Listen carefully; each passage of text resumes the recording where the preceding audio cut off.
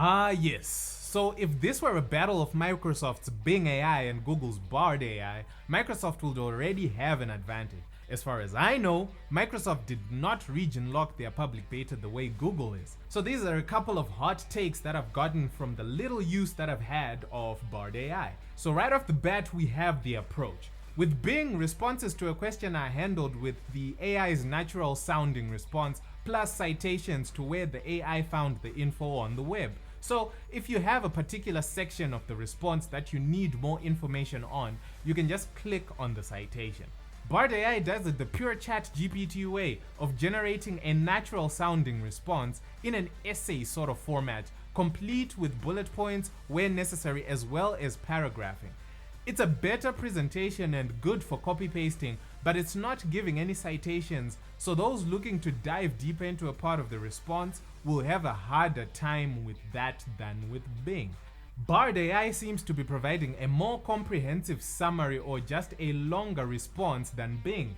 Bing seems to provide relatively concise responses more often, and so far Bard is providing relatively more detailed ones. This one then falls onto what you, the user, are looking for. There will be cases where a more concise response is preferred over a more detailed one, or vice versa, but that is the difference in approach between the two AIs. One other part that Bing seems to be doing better than Bard is how it handles you after giving you a response. So Bard will send you a response and that's it. You get a like and dislike button at the bottom of the response and a Google it button, which will send you to the Google search results that you are used to. Bing, on the other hand, will have a bunch of stuff. So contextual shortcuts to some follow-up questions you may have from the results it gave you, which are usually pretty relevant, almost telepathic.